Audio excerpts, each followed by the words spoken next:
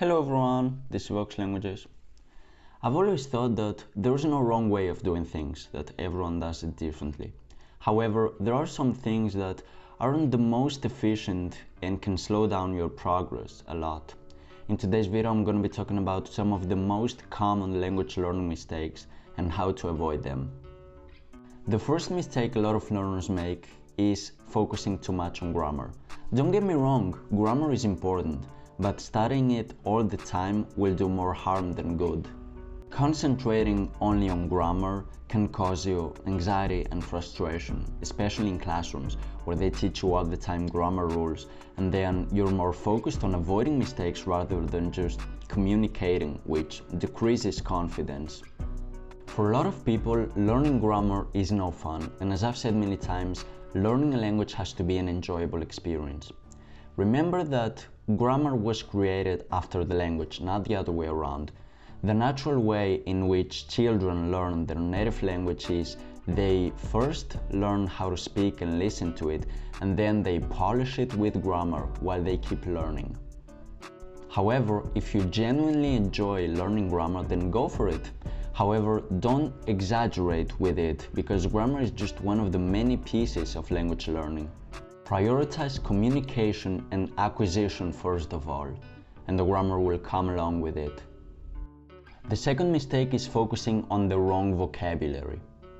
Not all vocabulary is equally useful. You can't just memorize any unknown word you read. You have to be selective in this case. Outdated and irrelevant words according to your goals could be considered wrong vocabulary, and learning that could lead to a waste of time and effort. Of course, it is important to have an extensive vocabulary, but the first thing you should be studying are everyday words. The complex and more concrete words will come as you advance in the language, so there's no need to hurry.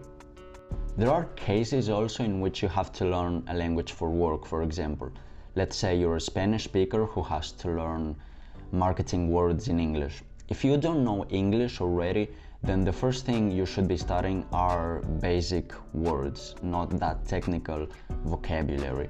And then when you can already understand basic conversations, then you can start studying those specialized words.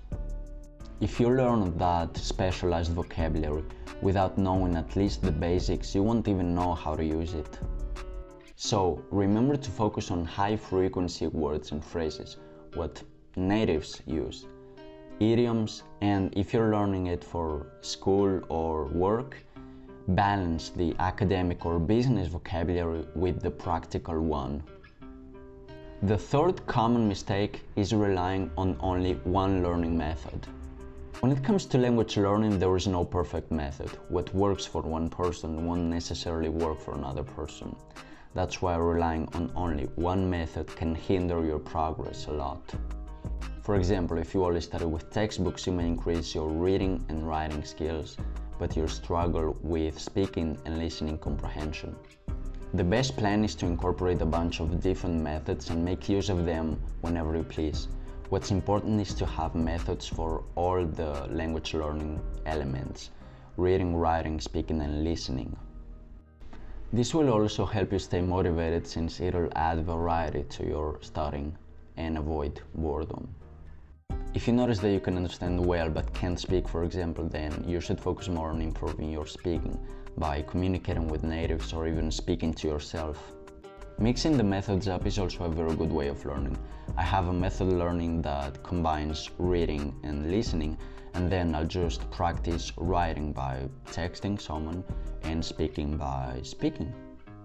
Just find enjoyable methods for practicing each one of the elements and decide which ones you should focus on. The fourth mistake is thinking you have to live abroad to learn the language. With technology, anyone can create their own immersive environment without even having to leave home. You can make a video call with natives and talk to them, and surround yourself with videos, movies, shows, podcasts, news, music, and that's all you'll need to learn the language. Besides, living in your target language's country won't guarantee success.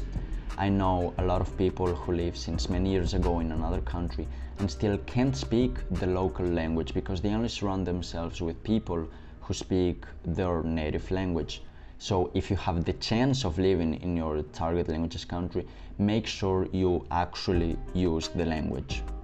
So if you want to achieve fluency from home, just speak every day to people in your target language. It can also be a tutor, and consume a lot of content. The more the merrier. The last mistake is giving up too easily. As I said in my last video, learning a new language requires time, effort, and patience, and also enjoying the process, of course. There are many reasons for giving up too easily, like for example having unrealistic expectations, not having enough motivation, and feeling frustrated due to the slow progress. If you believe you're going to be speaking fluently in a month, then that's not going to happen most likely, and you'll feel disappointed when you see that it's not possible. Fluency requires at least many months and at most many years, depending on the language.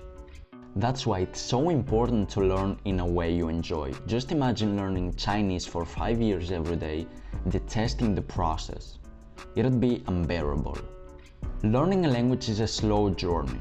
Don't focus on achieving fluency, on the final result. Focus on enjoying every step and making it a part of your life. I, for example, am so used to learning Croatian that I don't even have to remind myself to do it. I just wake up and I start studying Croatian. It's part of my everyday routine.